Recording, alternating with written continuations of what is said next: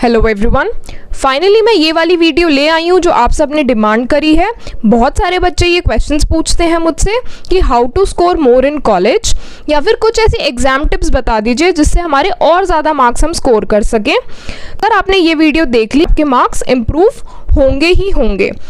अगर आपको ये डाउट है कि यूनिवर्सिटी एग्ज़ाम कैसे अटेम्प्ट करना है, कितने मार्क्स के लिए कितने पेजेस लिखने हैं, और अगर आप एक इर्रेगुलर स्टूडेंट हो, इर्रेगुलर मीन्स एग्जाम से कुछ दिन पहले पढ़ के एग्जाम क्लियर करना चाहते हो, तो this video is for you.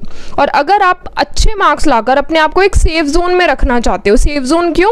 क्योंकि एंड में जाकर 4th ईयर में बहुत सारी इंटर्नशिप्स और प्लेसमेंट के लिए जो कंपनीज आती हैं वो एक मिनिमम क्राइटेरिया ज़रूर रखती हैं, कितने आपने स्कोर करे हैं तो you can sit in the placement drive. So एक सेफ जोन में अगर आप रहना चाहते हो, then also this video is for you. Minimum effort में मैक्सिमम मार्क्स किस तरीके से स्कोर हो सकते हैं, कम पड़ा है आपने, स्टिल यू वांट कि आप क्लियर कर लो या एक अच्छे रैंक, अच्छी परसेंटेज आप मेंटेन कर पाओ, अगर ये सब आपको जानना है तो again this video is for you. Video start करने से पहले I request all of you to please subscribe my channel. आप लोगों के लिए मैं इतनी मेहनत करके अच्छा कंटेंट लेके आती हूँ, और इस वीडियो को आप ज़्यादा से ज़्यादा लाइक और शेयर करें अपने ग्रुप्स में, ताकि ज़्यादा से ज़्यादा बच्चों को हेल्प हो पाए। मोर ओवर, अगर आप लोग चाहते हो कि मैं एक एक्चुअल आंसर शीट के साथ आप लोगों को दिखाऊं कि किस तरीके से अटेम्प्ट करते हैं पेपर, किस तरीके से लिखते हैं, कैसे अपने पेजेस को फिल करते हैं, तो मैं वो भी वीडियो बना सकती हूँ। डू राइट इन कॉमेंट अगर आपको ऐसी वीडियो चाहिए। चलो without wasting any time start करते हैं। 6th point is while writing answers write headings and try to write in pointers। Suppose करिए आपको एक आंसर लिखना है, तो एक बड़ा सा पैरा लिखने की बजाय आप क्या कर सकते हैं, यहाँ पे आप पॉइंटर्स बनाइए, हेडिंग्स डालिए, देन उसके अंदर एक पैरा करके लिखिए, देन दोबारा सब हेडिंग पैरा करके लिखिए। तो इस फॉर्मेट में लिखेंगे तो टीचर को ज़्यादा रीडेबल होगा, समझ आएगा एंड जल्दी आपको मार्क्स मिलेंगे।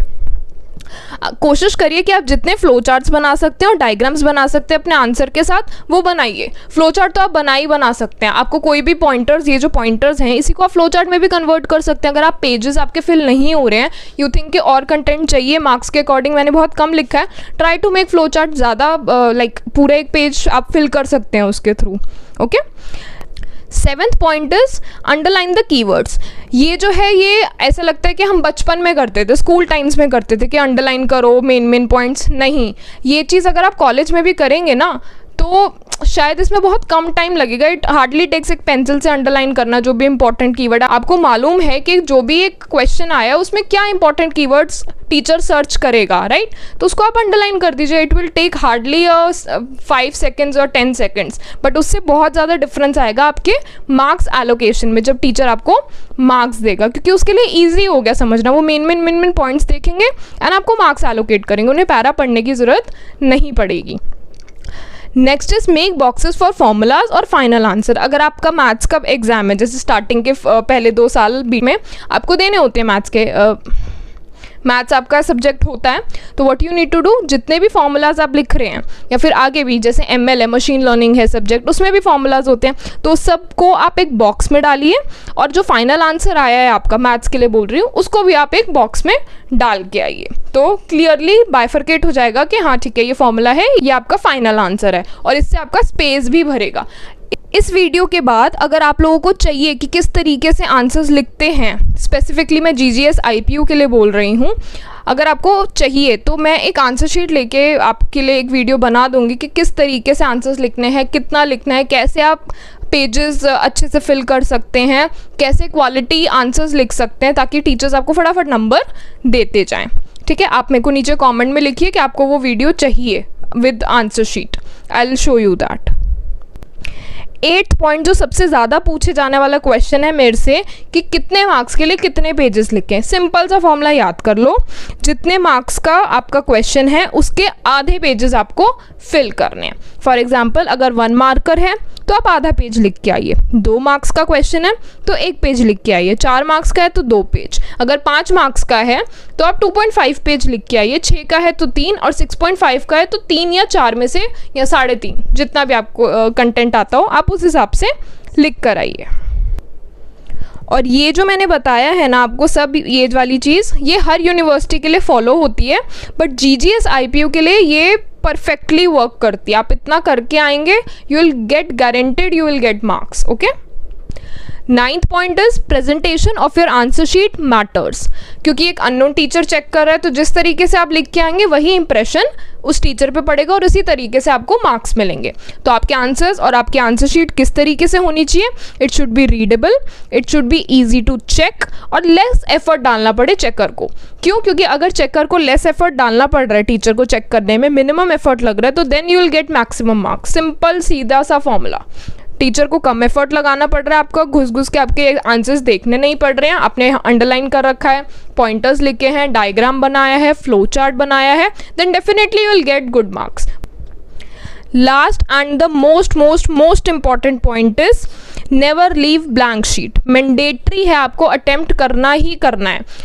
4th ईयर तक आते आते तो वैसे सबको ये मालूम होता ही है, बट जो स्टार्टिंग में बच्चे होते हैं 1st ईयर 2nd ईयर के, वो कई बार छोड़ आते हैं कि नहीं आता, या कुछ ऐसे आउट ऑफ द वे कोई क्वेश्चन आ गया है, ठीक है, जिसका आंसर आपको अता पता ही नहीं है, तो आप उसे अटेम्प्ट करिए। कई बार होता है कि वो क्वेश्चन गलत होता है तो अटेम्प्ट के मार्क्स मिल जाते हैं। बहुत बारी ये चीज़ होती है एंटम एग्जाम्स में तो खासकर, कि आप अटेम्प्ट करके आते हैं, आपको फुल नंबर मिलते हैं क्योंकि वो क्वेश्चन गलत था या गलती से मिसप्रिंट हो गया था, कुछ ऐसी गड़बड़ हो जाती है कभी कभी, तो मिलते हैं मार्क्स। और अगर आपको नहीं भी आता, स्टार्टिंग में जो मैंने आपको कहा था यूनिट वाइज अगर आपका क्वेश्चंस आते हैं, जैसे GGS IPU में यूनिट वाइज आपका एंटम एग्जाम होता है, तो उसमें सपोज करिए कुछ यूनिट्स के लिए आपको बिल्कुल ही नहीं आते हैं क्वेश्चंस, ठीक है, दोनों क्वेश्चंस नहीं आते, तो आप क्या करेंगे?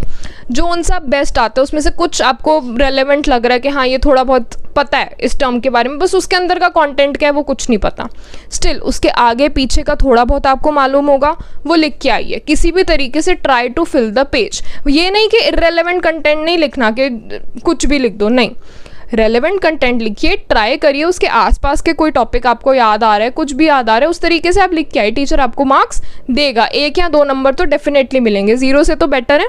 सो try to attempt each and every question, बेशक से आता हो चाहे ना आता हो, और डीमोटिवेट नहीं होना है। कई बार ऐसा होता है कि हमें 1 या 2 यूनिट का आता ही नहीं होता है, 2 यूनिट्स आती नहीं, तो हमें लगता है अरे पेपर गया, पेपर नहीं जाता है। कई बार क्वेश्चन गलत हो सकता है या मिसप्रिंट हो सकता है, या फिर ऐसा भी हो सकता है कि आप उसके आगे पीछे का कुछ लिखा है और आपने स्टार्टिंग में इतना बढ़िया अटेम्प्ट करा है तो टीचर को लगा कि हाँ बच्चे को सारा आता है, थोड़ा बहुत नहीं आता, तो वो दे देते हैं नंबर, ठीक है। तो दिस ऑल्सो हैपन्स। सो अब टाइम है प्रो टिप का। मैंने आपको स्टार्टिंग में बोला था 2 प्रो टिप्स दूंगी। ये जो प्रो टिप्स हैं ये स्पेसिफिकली अगर GGS IPU वाले फॉलो करेंगे ना, they would definitely be benefited, ठीक है। पहला क्या, हम लोग ना बहुत ज़्यादा लीनियंट हो जाते हैं मिड सेम के लिए। बच्चे पढ़ते नहीं हैं, उन्हें लगता है अरे एंड सेम आएगा तब की तब देख लेंगे, मिड सेम में तो कैसे भी, क्योंकि हाफ ऑफ द नंबर 30 का पेपर होता है, आधे होके फिर उसके बाद 10 नंबर टीचर के हाथ में होते हैं, तो उन्हें लगता है मिल ही जाएंगे 25 में से तो नंबर। तो बट ये आप गलती मत करो, क्योंकि एंड सेम में आपके ऊपर बहुत ज़्यादा प्रेशर बिल्ट हो जाएगा। अगर आपने मिड सेम में पढ़ाई कर ली तो आपके फर्स्ट 2 यूनिट्स डन हो गए। अब एंड सेम के लिए आपको सिर्फ 3rd और 4th यूनिट पढ़ना है और फर्स्ट 2 सिर्फ रिवाइज करने हैं। And second pro tip is do PYQs। आप प्रीवियस ईयर क्वेश्चंस करके ज़रूर जाइए।